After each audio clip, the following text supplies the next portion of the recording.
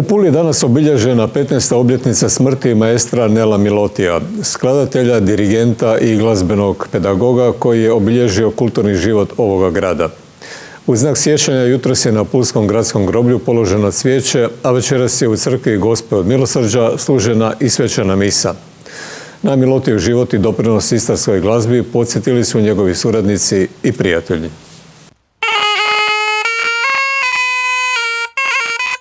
Polaganjem cvijeća na Pulskom gradskom groblju jutros je obilježena 15. obljetnica smrti maestra Nela Milotija, skladatelja, dirigenta i pedagoga koji je ostavio dubok trag u glazbenom životu Istre. Na njegov život i nasljeđe danas su se prisjetili akademik Robert Matijašić, predsjednica Udruge za očuvanje spomena na istarske skladatelje Aleksandra Golojka, dopredsjednica Društva Zmareljana Gorka Ostojić-Cvajner i pulski dogradonačelnik Vito Paoletić, ističući njegovu važnu ulogu u razvoju istarske glazbe. Maestro Nelo Miloti napustio nas je 2011. godine. I gotovo odmah svi umjetnici i udruge s kojima je surađivao, podučavao, vodio i kojima je posvetio glazbena djela osjetili su obvezu iz poštovanja, ali prije svega iz ljubavi i privrženosti sjetiti ga se koncertom u čast njegovog sjećanja.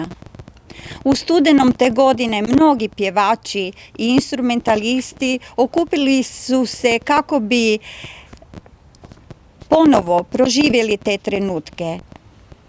Osjetili, makar i nakratko, u izvedbama njegovih prepoznatljivih dijela, očaravajuću energiju kojom je maestro zračio svojom prisutnošću i svojom živahnom, dobrodušnom prirodom. To je nekako i jednostavnosti, ljudskosti, dobrostivosti je u stvari cijeli život Nela Milotija.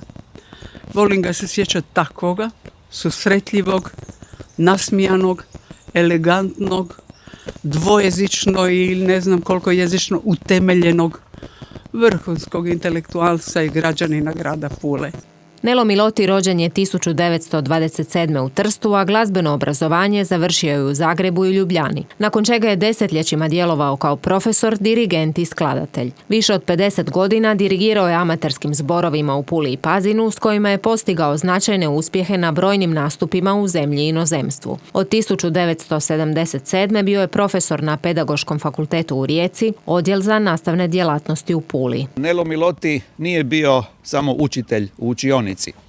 Bio je čovjek koji je glazbu živio kroz zajedništvo. Više od 50 godina dirigirao je amaterskim zborovima u Puli i u Pazinu. Lino Marijani, Matko Brajšarašan i Roženice, vodeći ih na brojne nastupe u zemlji i inozemstvu.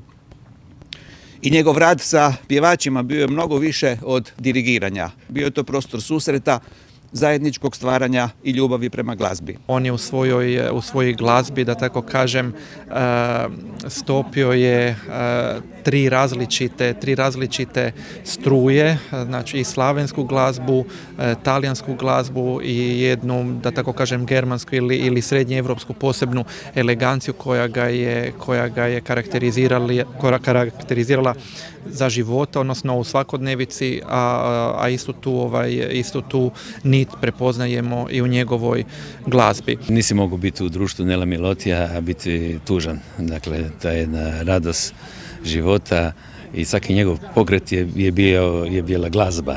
Možemo reći kao jedan naš istarski Mozart. Radost u notama, radost u ponašanju, radost u druženju. U čast maestra Milotija večeras u 18 sati u crkvi Gospe od Milosrđa služena je i svečana misa kao još jedan podsjetnik na umjetnika koji je svojim radom trajno obilježio pulsku i istarsku glazbenu scenu.